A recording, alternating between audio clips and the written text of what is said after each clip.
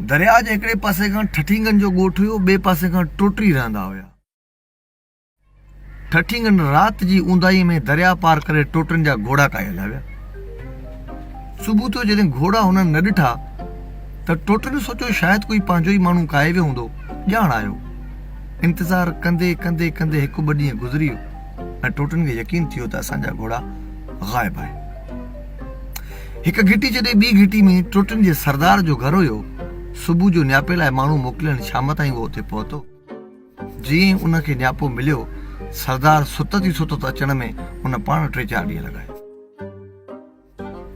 3 ॾींहंनि खां पोइ वेही करे साह पटींदे पटींदे हिकु ॿ ॾींहं ॿियो बि हिननि ज़ाया कयो ऐं सलाह मशवरो कंदे कंदे ईअं 2-3 ॾींहं ॿिया बि हुननि ज़ाया कया।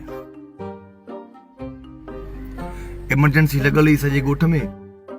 महीने खण में हिननि इहो तय कयो त असांखे हाणे करिणो छा आहे। महीने खां पोइ हिननि हिकिड़ो इहो प्लान तयारु कयो त असां शहर में पंहिंजो माण्हू मोकिलींदासीं, उहो बूटा वठी ईंदो, चकियूं। उहो बूटा वठी करे जीअं उहे असां पोखींदासीं, जीअं ई उहे 4-5 सालनि में वधी वण थींदा, उन वणनि जा असां ॾार कटींदासीं, उन ॾारनि मां असां तख़्ता ठाहींदासीं, उन तख़्तनि मां असां ॿेड़ा ठाहींदासीं ऐं उहे ॿेड़ा दरिया में विझी करे काह कंदासीं। छॾिणो न आहे ऐं तमामु जल्द पलांत करणो। हमरा शहर वियो, 2-2.5 महीना उन शहर को चकियूं वठण में लॻाया। उतां भरियूं ॿधी करे निकितो पहुचे, थाबो आयो, किरियो, चकियूं किरी पयूं, इहे थी तकड़िया। नेठि चकियूं वठी हुन पंहिंजो सुठे तरीक़े सां ॻोठ में पहुता। स्लोली ग्रेजुअली कमु हले पियो।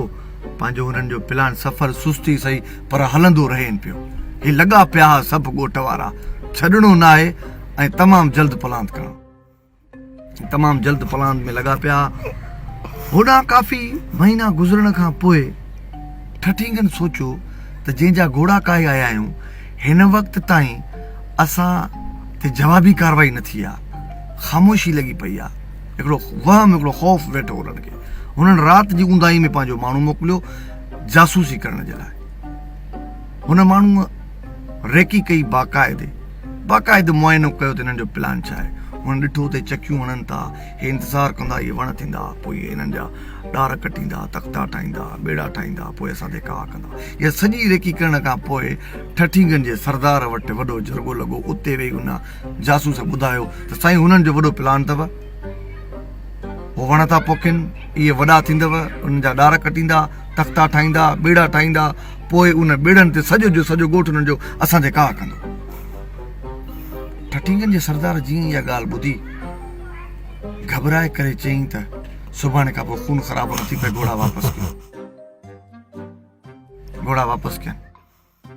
उहे बूटा उते अञा लॻा ई न, घोड़ा वापसि थी विया हुननि। दोस्तो, ही थोरो मज़ाया किस्सो हुयो। मज़ाया खणी न चऊं, दिलचस्प किस्सो हुयो। हिन दिलचस्प किस्से में मां जेको हिकिड़ो महसूसु कयो, जेको मुंहिंजो पंहिंजो ओपिनियन आहे, उहो तव्हांखे थोरो शेयर कयां। त इहो जेको टोटरनि जो ॻोठ हुयो, मूंखे ईअं लॻो जॾहिं इहे असां सिंधी आहियूं ऐं जेके इहे ठठींग हुया, इहे ठठींग उहे आहिनि जेके अॼु बि असांजो माल हड़प कयूं वेठा आहिनि, जेके असांजा घोड़ा चोरी था करे वञनि। पर दोस्तो, हुन किसे वारे टोटरनि में ऐं असां में हिकिड़ो फ़र्क़ु आहे।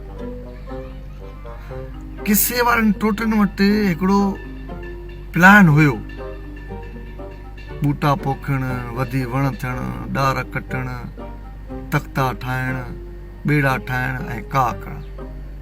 देर मदार ई सही, पर हुननि वटि को प्लान हुयो। असां वटि इहो प्लान बि कोन्हे। पंहिंजो ख़्यालु रखिजो। Haider Qadri, thank you so much.